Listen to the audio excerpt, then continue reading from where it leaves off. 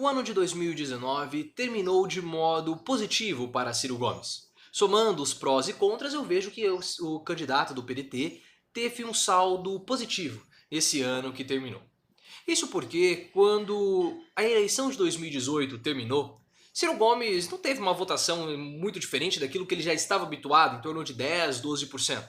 Mas Ciro sai com a sensação de que ele poderia ser uma segunda via dentro da esquerda e também uma terceira via a essa divisão entre PT e Bolsonaro. Ciro percebeu que ele poderia ser um candidato dessa nova esquerda, dessa esquerda cansada do PT, dessa esquerda cansada de Lula e que não era representada, que não se sente mais representada por Lula e pelo PT, e que busca desesperadamente um candidato para chamar de seu. E Ciro Gomes teve isso em mente e moldou toda a sua estratégia para 2019 em cima disso. E ele sabe também que se ele quiser, melhor dizendo, ser um candidato viável para 2022, ele precisa estar presente na mídia, ele precisa estar atuante, ele precisa aparecer, e ele fez isso em 2022. Toda a estratégia de comunicação, 2019, toda a estratégia de comunicação de Ciro Gomes foi pautada nisso. É claro que existem vários problemas nessa estratégia, principalmente com relação à comunicação e inserção nas redes sociais.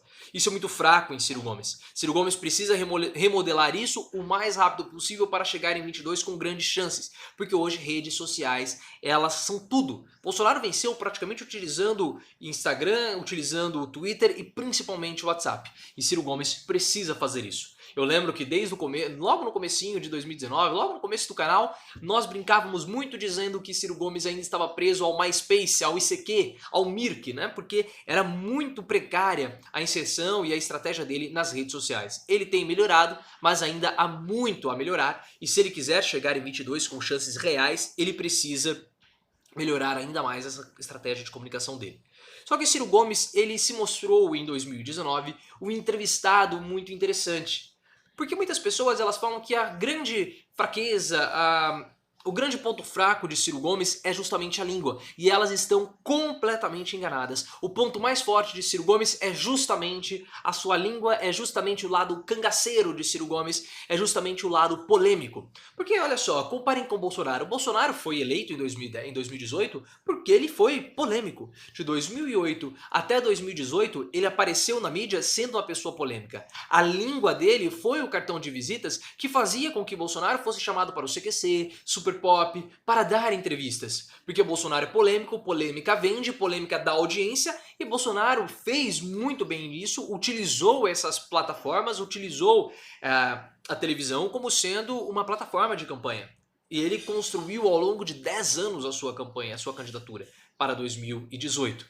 Só que diferentemente de Bolsonaro, além das polêmicas, Ciro Gomes tem conteúdo. Então em 2019 nós vimos várias manchetes na UOL, em vários outros veículos de comunicação, com palavras fortes, com polêmicas de Ciro Gomes, com declarações contra Lula, contra Bolsonaro, contra Haddad, mas Ciro Gomes se sustenta para além da polêmica. Ele foi ministro da Fazenda, foi uma das cabeças do Plano Real, é muito inteligente, é muito preparado. Então isso faz com que a entrevista seja mais interessante, porque há a polêmica, mas também tem o lado do conteúdo. Então isso torna Ciro Gomes um entrevistado bem interessante, que vale a pena chamar, e ele começou a aparecer, apareceu no YouTube, apareceu no Pânico, apareceu no Globo News, apareceu no Canal Livre da Bandeirantes, então ele começa a aparecer e ter cada vez mais espaço na mídia.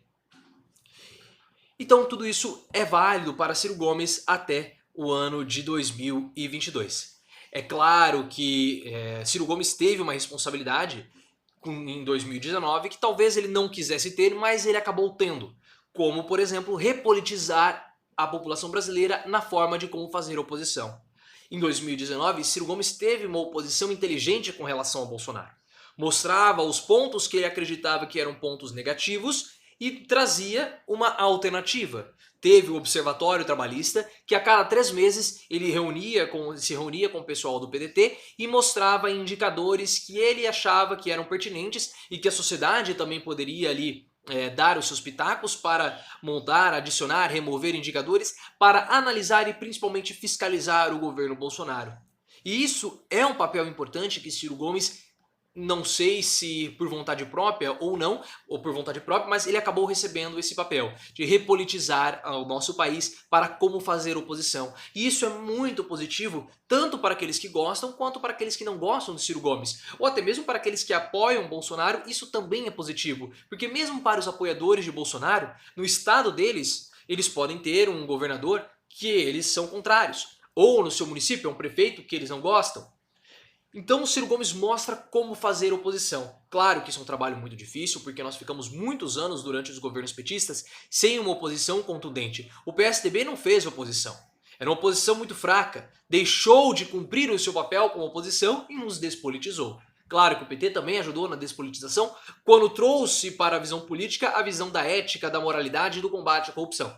Então o PT também ajudou a despolitizar, mas o PSDB, na sua atuação como oposição, deixou muito a desejar e nós perdemos a forma de encarar e como fazer oposição. E o Ciro Gomes, com a sua estratégia, assumindo esse papel, porque ele já falou em entrevistas recentes, que mesmo que não ganhe, ele quer politizar. Mesmo que ele não tenha paciência, ele quer acabar politizando a população. Então isso é algo bastante positivo para Ciro Gomes. Mas o ano de 2019 não foi somente um ano de vitórias para o Ciro Gomes. Ele teve algumas derrotas e derrotas significativas. Tabata Amaral, por exemplo, foi uma derrota de Ciro Gomes. Ciro Gomes tinha um carinho, um apreço muito grande por Tabata Amaral, pois via na jovem deputada uma figura política que tivesse condições com grande potencial para crescimento. Não para substituí-lo, não sei, mas era uma figura política com potencial. E a votação dela na reforma da Previdência, a petulância de Tabata Amaral e a atuação dela num partido clandestino, e nós já falamos aqui no canal que o Renove-BR é um partido com inclinações para a direita. Foi um golpe muito forte, uma apunhalada muito grande nas costas de Ciro Gomes. E esse é um assunto muito caro para ele. Nas entrevistas, quando fala em Tabata Amaral, Ciro Gomes mostra um desconforto. E ele fala, esse é um assunto muito delicado, muito sensível para mim, porque era uma relação de pai e filho. É como se Ciro tivesse sido apunhalado pelo seu próprio filho. E isso machuca Ciro Gomes, então foi uma derrota. Mas não uma derrota política tão grande quanto a saída de Lula, a soltura de Lula em outubro, né? No mês de outubro. E por quê? Porque Lula, quando sai da cadeia, ele já sai muito grande. O cárcere para Lula parece que foi muito positivo, porque Lula parece que se revigorou, revitalizou, se reenergizou, rejuvenesceu. E ao sair da cadeia, Lula parece que trouxe a oposição, matou no peito e disse: eu sou o líder da oposição. O que é bastante compreensível, haja vista que o PT tem a principal e a maior bancada hoje no Congresso. Então é muito fácil, a estrutura do PT é muito grande, é muito maior do que a estrutura do PDT. Então o Lula já sai com essa estrutura e já fala, eu sou o líder da oposição. E claro que para Ciro Gomes, politicamente, isso é uma derrota. E por que uma derrota? Porque aquele que liderar a oposição será o candidato mais forte da esquerda para 2022. Então, em termos políticos, essa foi uma derrota para Ciro Gomes e uma derrota bastante considerável. Entretanto, Ciro tem se mostrado uma pessoa que, em 2019, que tentou se descolar do PT. E acredito que ele tenha conseguido fazer isso. Muitas pessoas vão atacar o Ciro Gomes, vão falar que ele é do PT, que ele já votou junto com o PT, mas em 2019 ele criticou bastante Lula, criticou bastante o PT, atacou bastante o PT e ele conseguiu se descolar da imagem dele atrelada ao número 13.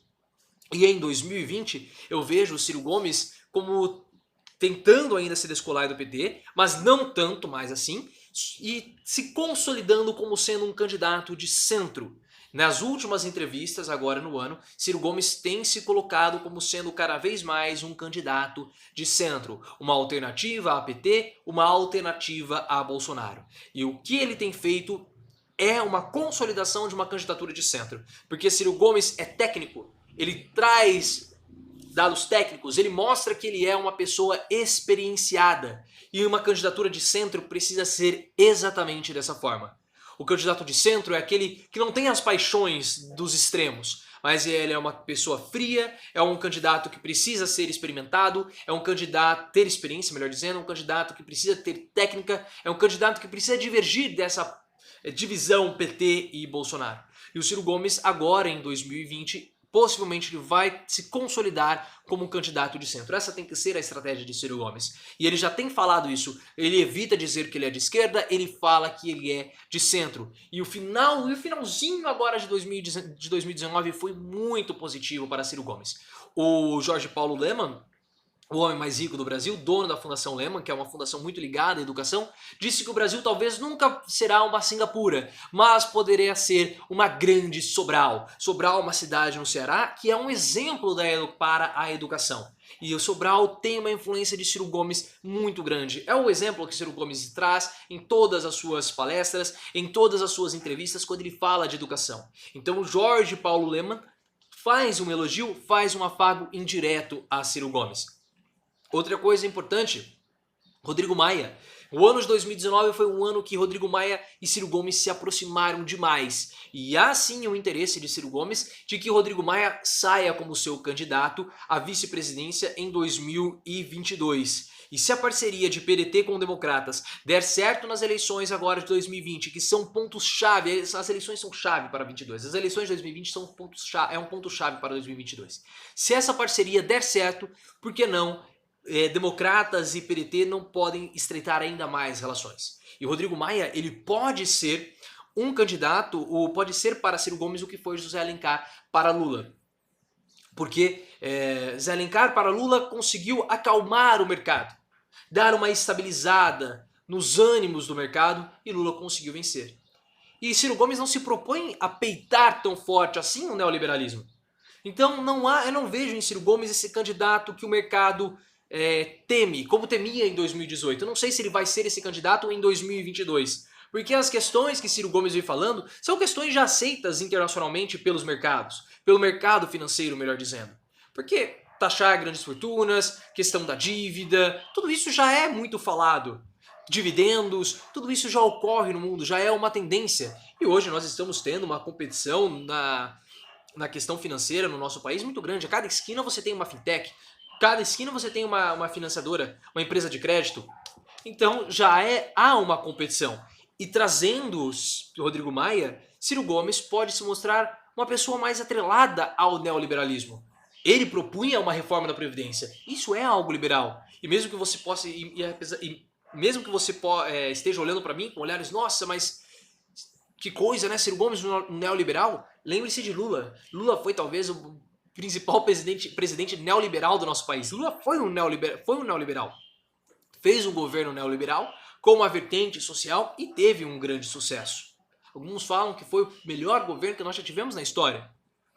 Então o Ciro Gomes ele pode fazer esse governo neoliberal com as reformas neoliberais que o mercado quer, porque ele já falou que ele queria fazer a reforma da Previdência. E uma reforma da Previdência que ela teve ali pontos semelhantes com a reforma que foi aprovada que foi feita pelo Rodrigo Maia e foi aprovada pelo Congresso. E outra, Ciro Gomes queria até colocar capitalização. Então não vejo o mercado com olhos tão negativos assim para Ciro Gomes em 2022. Mas como eu falei, ele vai ter que consolidar essa imagem de centro durante todo esse ano de 2020. Esse vai ser um ano de consolidação da imagem de Ciro Gomes como um candidato de centro. Ou um início de uma comunicação para falar que ele é um candidato de centro, consolidando a sua imagem em 2020 e 2021. Mas vamos esperar, 2020 tem muita coisa para rolar, nem começou ainda, amanhã vai ser o primeiro dia de 2020, vamos fazer uma perspectiva, projeções para 2020 amanhã, então fique ligado aqui no canal do Professor Leonardo. À tarde nós vamos falar sobre o ano de 2019 do ex-presidente Lula e mais à noite falar sobre o ano de 2019 de Bolsonaro. Então fique ligado aqui no canal, se inscreva caso você não seja um inscrito, ative as notificações, deixe seu like, o seu dislike, o seu comentário importantíssimo e também me siga no Twitter, @profleoficial.